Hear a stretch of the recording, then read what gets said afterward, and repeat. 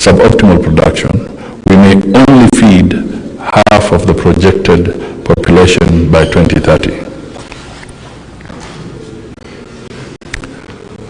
Now, let's look briefly at the government mitigation of hunger in the face of the drought. The government's response has been one, stepping up food supply in arid and other drought-ridden regions under the National Steering Committee on Drought Response to cushion communities affected by drought, making fertilizer available to improve productivity in the short rain season. Another 6 million bags of various types of fertilizer will also be available for the expected long rains. And this is absolutely critical that we achieve those targets.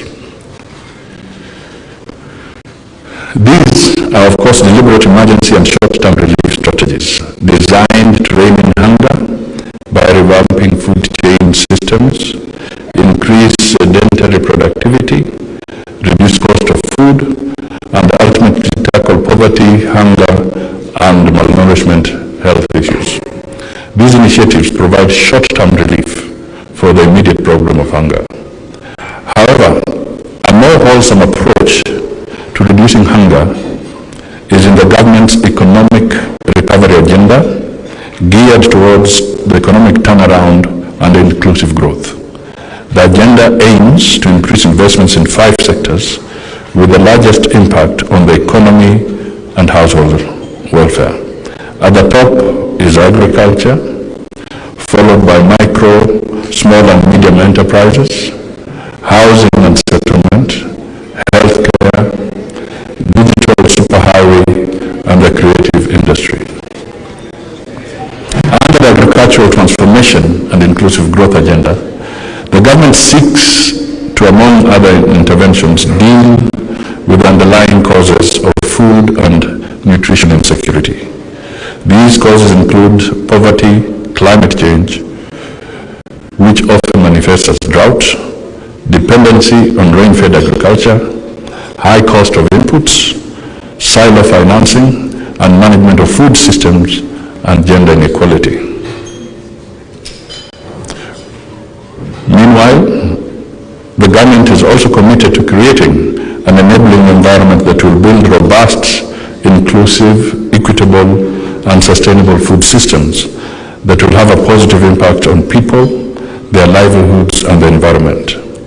We seek to provide a conducive environment for smallholder farmers, pastoralists, fisherfolk, and citizens in general to actively participate in realization of their rights to food as enshrined in Article 43 of the Constitution, which bestows on the citizens the right to be free from hunger and to have adequate food of acceptable quality. From a policy perspective, we will do this by effectively coordinating the entire range of the production, aggregation, processing, distribution, consumption, and disposal of food and waste, their interconnected activities, and their linkages with economic, social, and natural environments. As government, we know that smart management of multi-stakeholder actions of small-scale producers and vulnerable groups is crucial for achieving inclusive, equitable, and sustainable food systems that will fast-track our progress towards zero hunger by 2030 and achievement of sustainable development goals. The government therefore seeks to provide an enabling environment for agricultural productivity as part of the fight against hunger in developing policy, legal, and institutional reforms that will guarantee A, support to farmers in accessing quality inputs such as seeds, fertilizer, pesticides, among others, and also access to extension services to increase agriculture productivity. B, to increase the irrigable land from the current 670,000 acres to 3 million acres of food crops to guarantee food security. This will be a public-private partnership venture. I therefore invite the private sector to partner with government in ensuring we move the country from dependency on rain-fed agriculture and vulnerability to drought and the effects of climate change. C, we need to improve storage, preservation of milk, and access to markets by dairy farmers. This will offset the cost of feeds and bolster local economic turnaround, job creation, and reduce hunger. In this endeavor, we intend to reinstate the stalled milk coolers program and the distribution of 650 milk coolers across production areas in the country. D, we need to scale up of the seed multiplication for all crops and improve value addition in partnership with public and private research institutions. Ladies and gentlemen, I have deliberately picked on enhancing agricultural production as a way of fighting hunger because it is the low-hanging fruit among the multiple approaches government intends to apply to achieve equity. Focusing on agriculture and agricultural productivity immediately draws our attention because it has the greatest potential of not only generating food security and therefore enhancing the fight against hunger, but also has the highest multiplier effect on the country's gross national income through job creation and poverty reduction. So before I just make my last line, I had the opportunity to interact briefly with the World Food Program. And in our conversation, when we thought that the refugee crisis was subsiding, and I'm sure Raymond here might attest to that,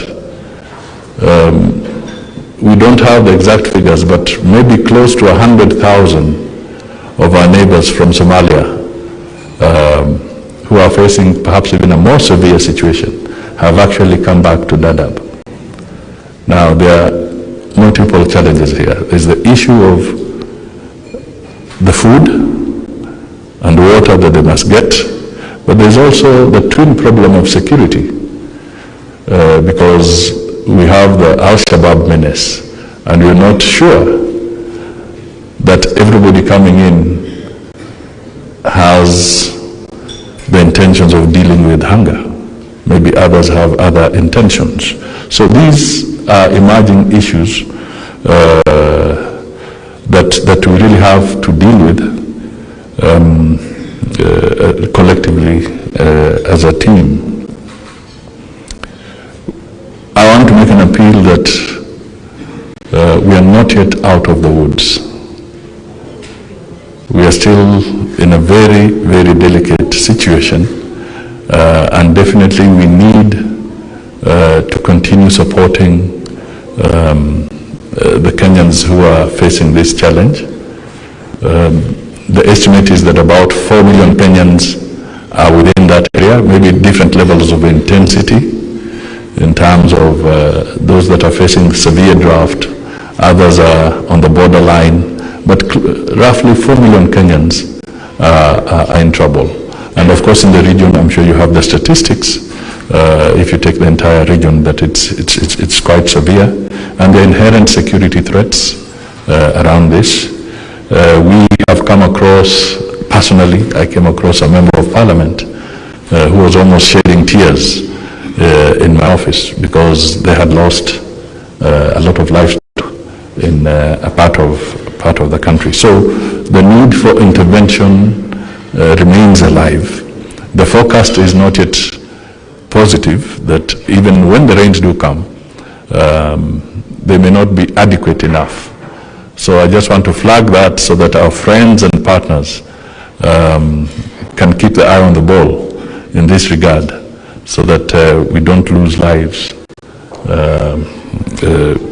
during this challenging period. So as we wait to see the actual data and figures, I would also want to wish wish you all positive deliberations, and to encourage you to share your information and your findings with government.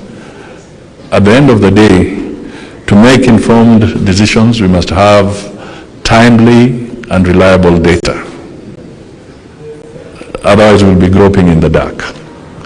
So if we can share the data we have, not just because we are launching the hunger index, but the other parameters and the necessary analytics that go with it, for us to make informed decisions collectively, we must have a free flow of reliable, accurate, or clean data that we can use to make good decisions and to make the proper interventions. So, ladies and gentlemen, thank you. May I formally inaugurate your session, and I look forward to scanning through the details of the index itself.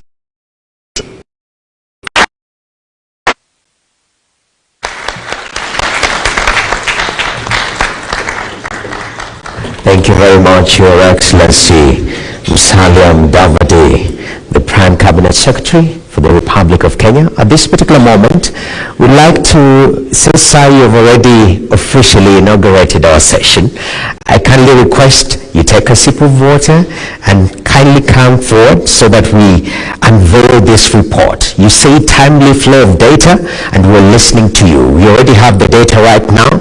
So at this particular moment, Kevin Shingles will hand over the data to His Excellency. A round of applause. Thank you very much. I also request Mr. Stephen Jackson, UN Resident Coordinator, please approach, even as you take your cutaways on your phone. Her Excellency Catherine Hagman, please approach. Thank you very much. Dr. Raymond Omolo, please approach. I really appreciate. We also have Mr. Arshad Mohammed. I can see you are taking a little bit of photos. You can just flip the camera and take a selfie. Thank you very much. Have a moment there. And also, let us have Ms. Kala Mukavi. She's already approached. Are you ready, everyone, with the report? Can we have also Professor Mario Bakutsa? Professor, please, a round of applause for Professor right there. Thank you very much. Okay. Let us once and for all of us just appreciate for this wonderful report. Let's put our hands together, and we can smile to the cameras. I know it's a hunger report. We don't have to look hungry to the cameras. Amazing, amazing. We appreciate. Thank you very much. We can have our seats. God bless you. All right. Thank you very much, Professor. That's a good report, right? Can I borrow? Thank you very much. We are saying to solve this particular issue of hunger, we have to be generous amongst ourselves. I was just testing that, but at this particular moment, I'd like us to transition, because you said that the issue here is going deep. What are the solutions? And we have a wonderful panel today, as you can see from the sound man. Wonderful panel. So at this particular moment, I'd like our beautiful panel, starting with Principal Secretary, State Department for Internal Security and National Administration, Dr. Raymond Omolo. Please come and just have a seat on the stage. Appreciate him as he approaches. Thank you very much, sir. Also, I'd like to welcome Josephat Kathiru Muhunyu, who is the Agriculture Secretary, State Department for Crop Development. Please appreciate him as he comes to the dais. Thank you very much. Ms. Kala Mukavi, Country Representative, FAO. Please approach the dais. We appreciate your time. Thank you very much. Let's also have Amos Nyakeo, who is the Deputy Director at the National Drought Management Authority in charge of drought contingency planning and response. Thank you very much, Mr. Amos.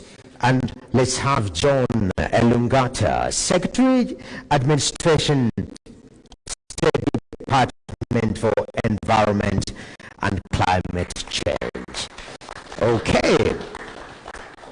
Beautiful, beautiful panel.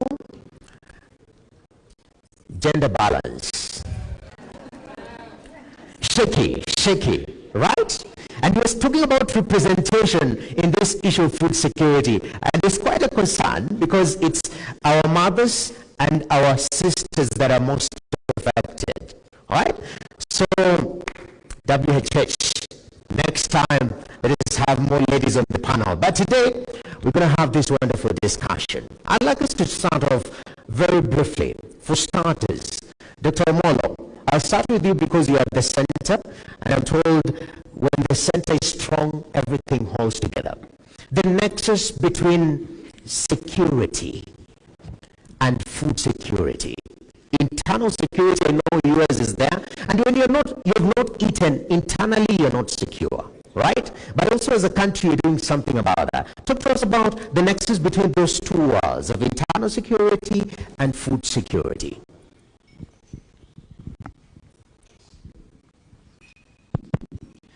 Yes, so thank you once again.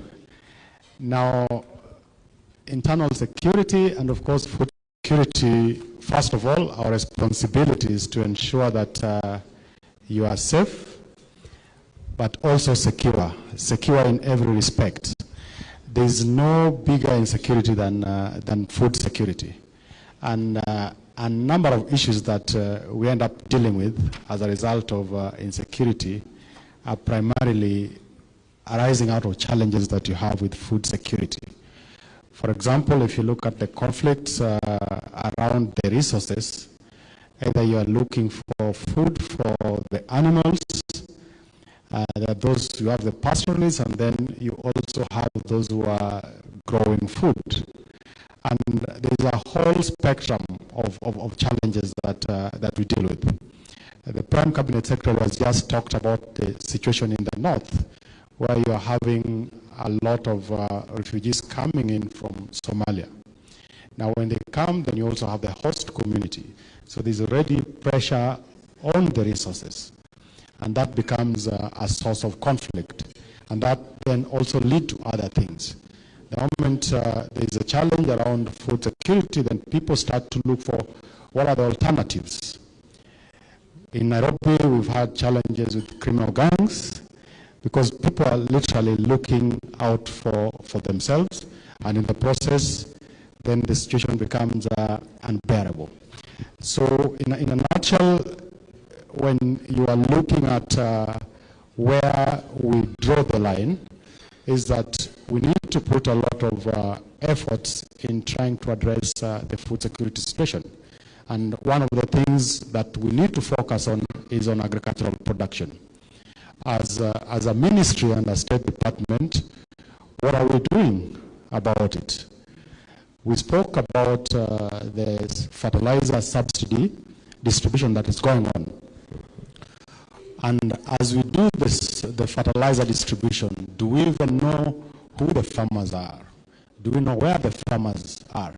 We've just completed an exercise of registering farmers, working together with the Ministry of Agriculture, the State Department for Planning, and our ministry. Out of that exercise, we've been able to map out 4.6 million farmers across the entire spectrum of the country. Now, the fertilizer distribution program has begun this week. The Deputy President flagged off close to 300,000 bags of fertilizer that had come in. As of yesterday, over 50,000 bags have been distributed. And this is part of just being able to prepare so that when the rains come, we are able to improve our production.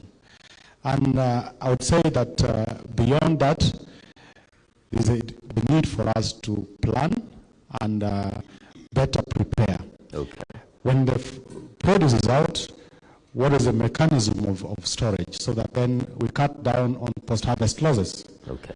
And the logistics around the supply And as a ministry, one of the things then that we support with that is in terms of the logistics around it, but also making sure that it's secure. So if you're in the business of food production, how do we make sure that the environment is safe and secure for you to do this? Thank you. Definitely. Thank you very much. Actually, when we talk about the situation that we have in the country right now, there is the issue of climate change. You've talked about the 3 C's, major C's. Climate change is part of that. Of course, COVID also is part of that. And I want to bring in from the Ministry of Environment, Climate Change and Forestry, Mr. John Elungata. I know you are at the center when we talk about failed rains. It is a huge concern. And we don't control climate, but we can mitigate around that. So far, as a country, are we playing our part in making sure that our climatic systems is supporting a proper and sustainable food ecosystem? Indeed, yes. You know that the State Department of Environment and Climate Change is the provider of climate information. You know, the Kenya Meteorological Department provides the data that farmers can be able to use to plan their agricultural activities. You know, with climate change, there is a disruption in the seasons. So, but with clear, concise data from the Met Department, well enabled, the farmers can be able to practice climate smart agriculture that can help feed the nation. Okay, and I'm glad because data is important. Even the Prime Cabinet Secretary has said we need sufficient data that is free-flowing for us to make critical decisions. I want to bring in the Minister of Health, but I know she's part of the roundtable. We'll be coming back to that later on. At this moment, let us move swiftly to the Ministry actually of East Africa, arid and semi-arid lands, and I know ourselves are the most affected when it comes to this issue of food insecurity in the country. Now, with these 4 failed rains, the stories are dire. I'm part of a newsroom, and the stories that we are telling, they are not encouraging at all. I know mitigations are there, but talk to us about this issue of arid and semi-arid areas, Mr. Amos Nyakeo, who's the Deputy Director, NDMA. Our response to drought situation, has it been sufficient? Well, thank you very much. I would want to start by saying that probably we are experiencing a drought that we've not dealt with in recent years, because probably the worst drought that we would normally relate to was the episode that ran from 2009 to 2011. And for us, that was the biggest drought. But then now we are talking about up to 5 failed seasons. In the 2009-2011 drought, the cost of interventions and the losses were being estimated at close to 12 billion USD. When you look at that, it's an entire annual budget of Kenya. Right now, when you look at the interventions that have been mounted and the kind of losses that we've experienced, if we were to compare the 2 droughts, then you would appreciate that slightly we are talking about less impacts when you compare to the 2009-2011. And the whole reason is the response assumed a proactive approach by both government and development partners, and we would want to appreciate all the stakeholders that have come on board to support drought response.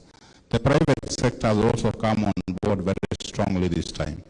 So we are seeing a more enhanced intervention, much as we are talking about the increasing drought response burden, and we are talking about us looking at a drought that is likely to keep us engaged until October this year. So again, it means we require to mobilize and deploy much more resources. So what we are saying is, yes, a lot has been done, but probably it's not enough. Yes. A lot has been done in terms of response, But then we need to appreciate that the response is basically consumption. We can never change the situation by investing more on consumption. We need to start thinking on how we change the situation permanently. And that is where, as was mentioned by the chief guest, we need to look at strategic partnerships that will deliver long-term enhanced capacities to deal with the drought risk, climate risk. And that is where partnerships with government, with the private sector, should come into play, so that we are able to look at what is this that is the actual gap that leaves us exposed every time we face droughts. Okay. And then we can be sure that probably the next drought will be worse than this, because it's not about climate change now, it's about a changed climate reality already. Okay. So we need to really look at what we must do now to enhance capacities to deal with a drought of the current magnitude, and better still, to deal with an even worse drought. And as we speak about all this, yes, then it also means that we need to have the communities at the center of understanding their climate and drought risk, and making them in charge of their own destiny at that level, empowering them to be able to participate effectively in taking the steps to gain and accumulate capacities to cope with the droughts and climate shocks, and also to rebound, and probably rebound to a better state than before. All right. Thank you. And you know, when the country is starving, everyone looks at one place, the Ministry of Agriculture. Do we have food? We look at the Ministry of Agriculture. And I know, Josephat, you sit at actually the crop development sector. But in terms, because what I'm gaining from this, it's interconnectivity. I have to play my part as security to ensure that people are able to produce food. It's not just a one-man game. Talk to us about, is the Ministry of Agriculture getting the requisite support from the whole value chain to ensure that we are food secure as a country? Thank you very much. Yes and no. First, I would say yes, because already as a ministry and other relevant ministries are able to have a dialogue where we are able to sit together. And to give an example, we did the agriculture marketing strategy together. We also did the irrigation policy together as a government, and in this case, focusing on the value chain, as you have rightfully said. You know, value chain is in terms of a specific enterprise, like if it is a specific crop, but we also have the food value chain itself, where we have to ask ourselves, what is involved in getting that food on the table? Again, looking at the value chain approach, you find that we have what we call value chain nodes. To give an example, for maize, where does maize start? It starts with the land. Land preparation. It has to be done well. Then after land preparation, we go to the inputs. Again, these inputs must be correct and well matched, because you may have the correct fertilizer, but the wrong seed. But again, you may have all that, but there's no rain, there's no water. Also, we have found that the pests and diseases have kind of changed their pattern, not what we used to have. Right now, we are having innovations, as you all know. And more to this, even the post-harvest management. We lose a lot of our harvest because of how we handle the post-harvest. And more to this, again, lack of value addition and processing means that as we lose the produce, we also have low value products. So in this case, we are working closely, first of all, to identify for each enterprise who are the key stakeholders in the value chain, so that we are able to sit with them And I'm happy our chief guest brought this out very clearly, that we need to look at the whole spectrum for us to handle this. And more critical, and that is where we are having a big challenge, is that if you look at our food system, ecosystem, over 83% of our land mass is asal. So the remaining small bit is where we are having our urban centers and where we are constructing and therefore transforming the productive land to settlements and buildings. Again, this has really brought a lot of challenge. For those of you who are in Nairobi 20 years ago, linking Nairobi to Kiambu, you could see very good farms. So right now, you see buildings. Yeah. So the question would be, how therefore can we take advantage of the 83% of the asal and easily ensuring that we start thinking around the concept of rain? Is it the rain we require, or is it the water?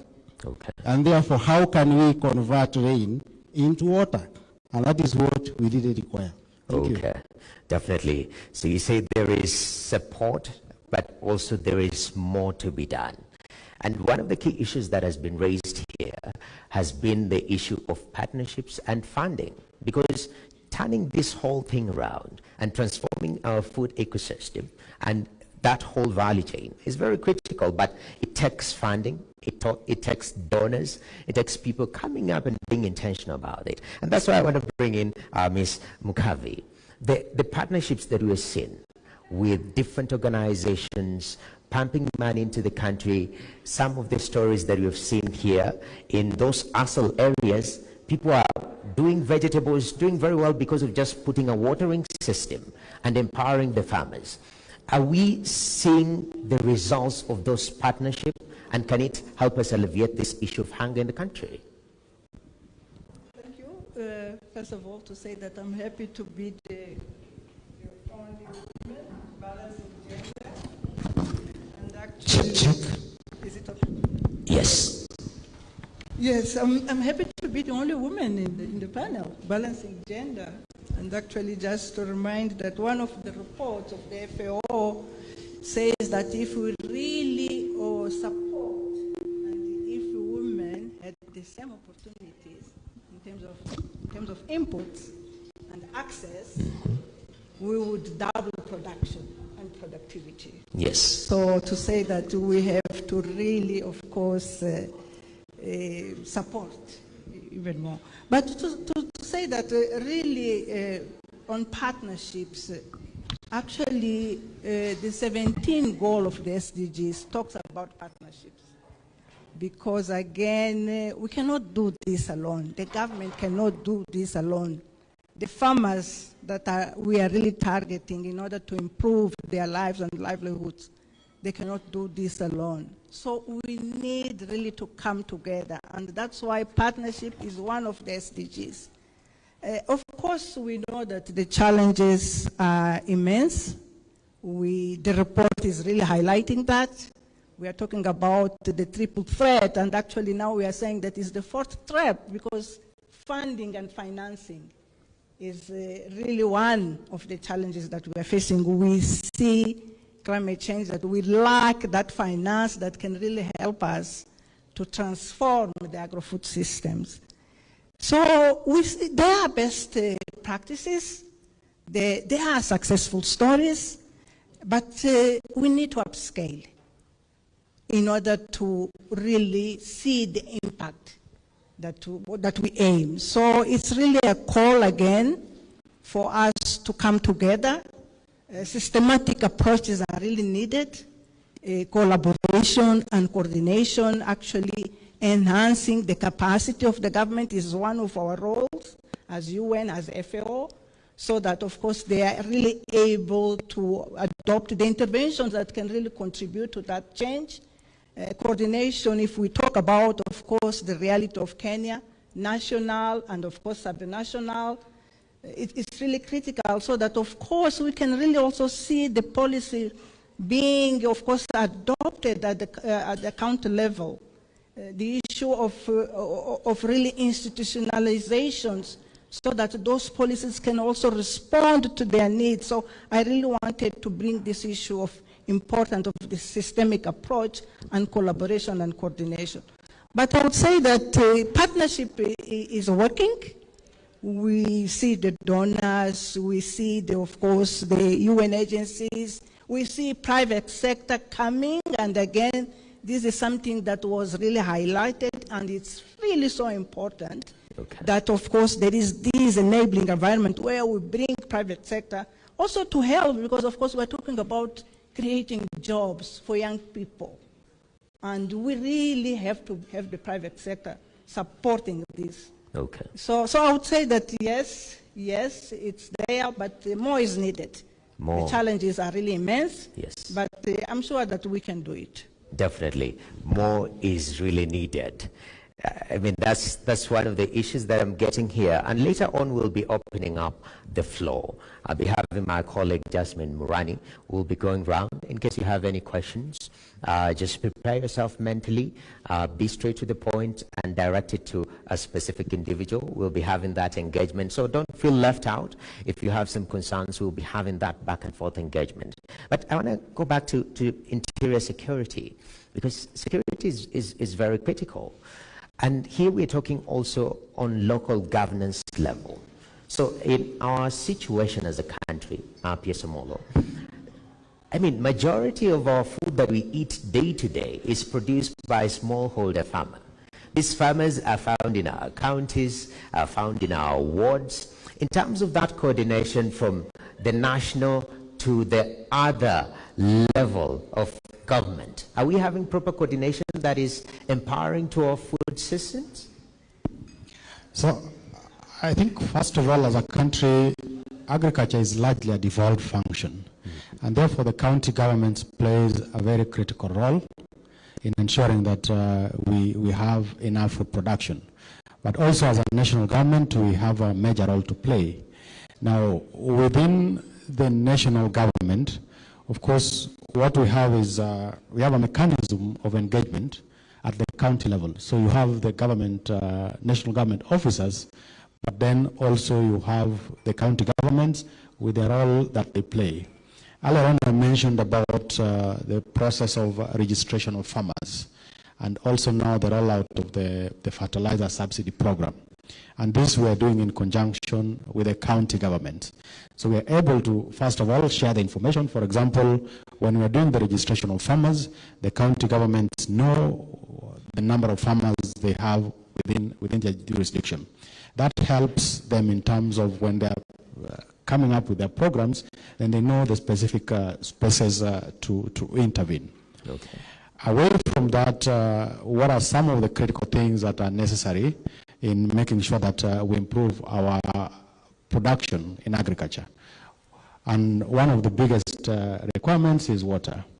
Now, the government has an ambitious program of doing a number of mega dams and the small dams. And these are being done within the counties. So that linkage and collaboration is critical. Now, as a ministry, we have now captured some of the water infrastructure as critical infrastructure, so that then they're properly secured for us to be able to make maximum utility on them.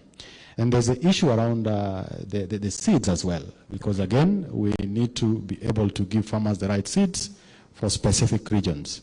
As a national government, we are making this information available to the county governments.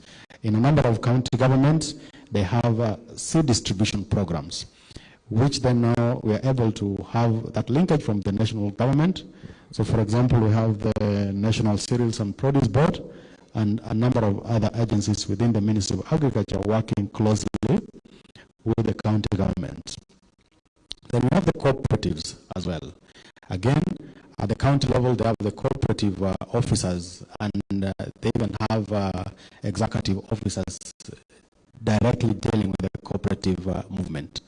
Now, that linkage also has been provided within the national government infrastructure to ensure that the farmers are properly facilitated and supported. Okay. Then there's the issue around the enforcement in terms of the security arrangement at the county level.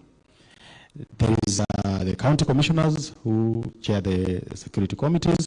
At the regional level, we have the regional commissioners, and they work closely with the county governments. And in terms of that, that also helps to ensure that the right thing is happening at the local level, where the biggest impact has to be seen. All right, definitely, very important. I want to bring in Amos Yakeo. This issue of ending drought emergencies strategy.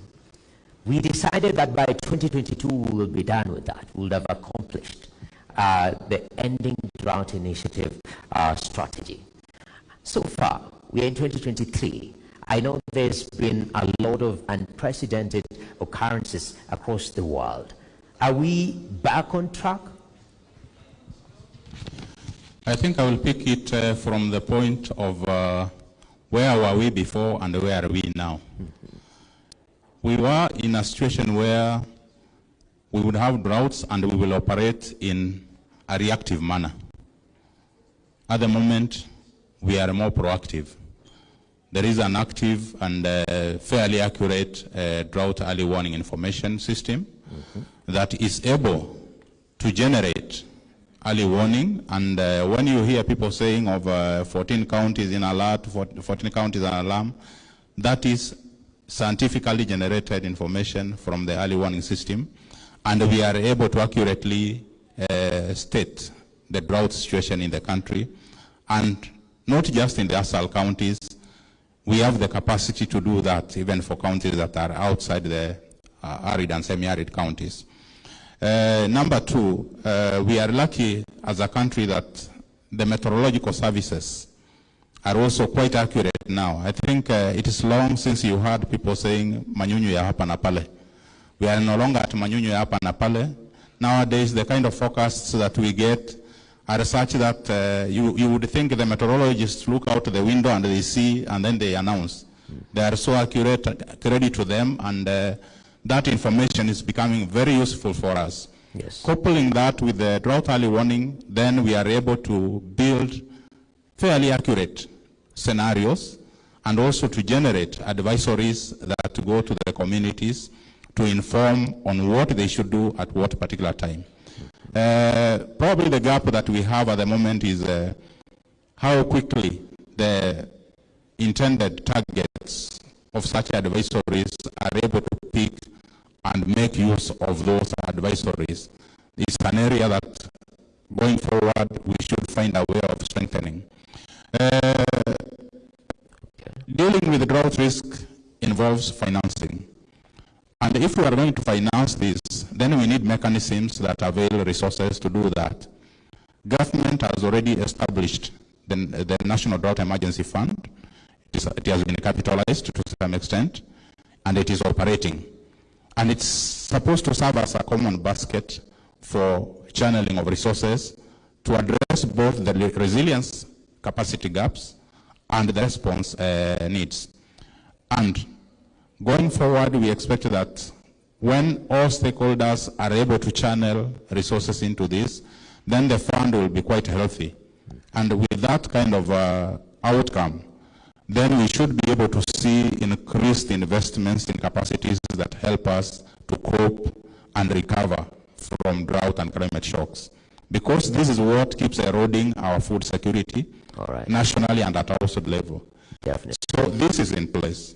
And then besides that, there is very strong coordinating mechanism. There is also the issue of the institutionalization of the drought risk management. And that's why you can speak of National Drought Management Authority now. It was not there 11 years ago. Okay. Thank you. Definitely. That's very, very important. And right now I'm being told we have to release some of our viewers on KTN News. Remember, this discussion is ongoing. We're just starting. Actually, we haven't even dug very deep into it. Remember, is the Global Hunger Index 2022. The situation is still dire. And as the Chief Guest said, we are not yet out of the woods. We still need to do something, even at a personal level. But at this particular moment, for our viewers at KTN News, thank you very much for accompanying us through this journey thus far. But we carry on. I release you with all grace. Thank you very much. Now, I want to come back to Mother's Agricultural Department, and to be specific, this issue of extension services. Back in the day, small farmers were really empowered. I don't know whether that's the situation today, because if 80% of our food is being produced by these small farmers, then that should be the area of focus, how we empower them. Are there intentional strategic moves to empower that smallholder farmer? Thank you very much, and it's good for us to recognize again the importance of especially that smallholder farmer in our food production system. Maybe to look at the current scenario where we are saying, and again our chief guest brought this out, that this farmer is hungry. So it becomes a challenge for a hungry producer to invest. And remember, for you to sustainably invest and produce, you require to be strong. Now, to come back to the question on extension. Extension services are devolved as per the Constitution. But what we've done now is to modernize extension, because in those years when we were having fewer farmers, we were able to have extension officers using different models to travel to the farms and advise the farmer. But now with the farming ecosystem at the moment, this may not be possible. So we have to move with technology. And that is why we have been coming up with different packages on how farmers can be reached. Again, our farmers are not the same 20 years ago, because farmers today, you send them a message, they are able to receive it. To give an example, this week when farmers started accessing the e-voucher fertilizer, they are receiving messages with a code to go and redeem, and they are able to do that. So we are working on how we can modernize agriculture by making it efficient, not necessarily by now having that extension officer having to move to the farm. We have what we are calling the e-extension, and many other follow. Okay. Again, we take advantage of farmer groups. Okay. We really thank our development partners, because they have assisted us bring farmers in very specific groups that target specific enterprises. I'm sure IFAD is here, and we are very grateful in that these farmers, if they are producing maize, then they specify on maize technology messages. And as groups, they are able to get that message through their group leaders and others. We are also using other platforms like the church and also the administration, and that is why, again, we are working closely with the interior, even with the farmer registration, so that we know that farmer that we are dealing with. Definitely. And I hope my statistics is not wrong. The average age of a farmer in the country is how old? The average age of the farmer today is about 60 to 65 years. Again, that is why modernization of agriculture is important. Remember, our young people are very different from our mothers and fathers. So then they may want to use more of the apps, more of the technology to farm than using the hoe, the djembe, and the like. Definitely, and I hope we have some young people in the room here, because when we hold conversations around food and food security, we rarely have, I'm tempted to ask what's the average age of the panel, but I won't ask that for the sake of the youth in this room, yeah? But we need to encourage more of the youth to come into farming. And let us lower that so that we have younger people. But the issue of forestation, Mr. Elungata, I know young people, now we are talking about carbon credits. Technology is moving very fast in mitigating climate change. Talk to me about the reforestation plans that we have, are there targets? I see corporate social responsibilities. Some companies say we're planting 20 million trees by 2030, and this, how much carbon we have set for empowering the food systems. Are there targets of restoring some of our forests, and what will be the impact of that? Thank you very much. I think that's one of the key things the ministry is interested in, and is, as you know, the government is in the process of rolling out a 15 billion tree planting exercise. Okay. Or rather, we intend to plant 15 billion trees by 2032. You heard the president give that order on the 20th of October last year. And I think the process has begun. And you know, in terms of engaging the youth and engaging the public, we expect that whenever there's an event like this one, it should begin with tree planting, so that we green our country and mitigate on climate, but of course ensure that our soils are fertile, ensure that we don't have soil erosion, and ensure that our water towers are protected.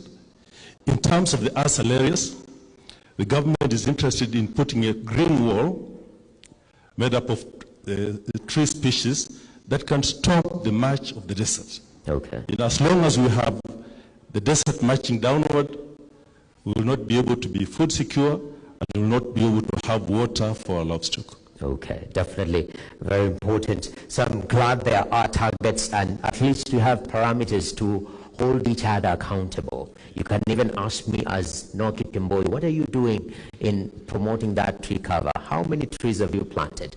Again, that's another temptation I'm fighting to ask the room, how many trees have you planted as an individual so far? Some of us have just been using it on paper, yeah? So it's time to change. Personal responsibility is very important. Now, Ms. Mukave, as we finish, food and nutrition security and the realization of this particular right to adequate food as provided in the article, in our constitution actually, Article 43, is very pertinent. But still, it's based on the results that we've released today, a little bit shaky. You're talking about partnerships, there's still more to be done. Now, there's this issue of things working in silos. This one is operating on their own, this department is on their own. Sometimes you go to the county, they are standing on their own. This issue of integrating so that we have a seamless food system. How can you achieve that? Very much. I also really wanted to follow up with what, of course, the State Department of Crops Agriculture mentioned, because I'm really so passionate about this issue of really bringing young people into agriculture and into the food systems, because really there is opportunity there. And when we talk about technologies, we talk about digitalization. Actually, it was last Monday where we really launched, together with the Ministry of Agriculture, the KIAMIS, which is the Kenya Integrated Agriculture Management Information Systems, which is really a centralized database that will really support the government in farmer registration, because this is critical, and actually the Prime Cabinet Secretary mentioned about that if we are not able really to have that accurate and they are really affordable data, we will not be able to target the interventions that we need in order really for this change that we are really aiming. But of course, going back to your question, it is true, and we keep on saying that really the challenges are enormous, but also the opportunities are there. If we look really at the opportunities, and one of them, and here I also really want to congratulate and really recognize the effort of the government in addressing some of those challenges that we are seeing, and really the focus on water harvesting is critical, because at the end of the day, really drought is water scarcity. So what can we really do? And we are really seeing that effort on really to make sure that we construct those dams, and of course we create really opportunities to harvest water, so that we don't really have this recurrent crisis And there, I want to link it with the long-term actions, and long-term development is critical. Looking at building resilience. Okay. You know, building resilience, of course, early warning action, anticipatory action is so critical. We really have to be able to strengthen this capacity. And then, of course, I really mentioned that really coordination. You know, have this systematic approach, the issue of institutionalization, domestication of the national policies, you know, at the country level. It's important so that, of course, you know, the responses, the interventions are really targeted, and there you can really see that a difference will be made. So I couldn't agree more that we need really, of course, to have this holistic approach, systematic approach, and the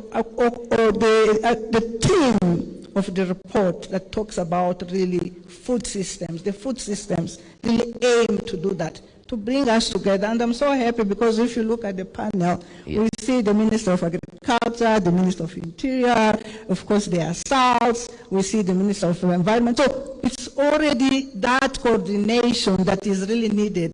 Okay. The government speaking with one voice to address the challenges that, of course, we are facing. Very important. And I'm glad that in the spirit of that coordination, we would like actually to thank our chief guest, His Excellency Musalia Mudavadi, Prime Cabinet Secretary for the Republic of Kenya.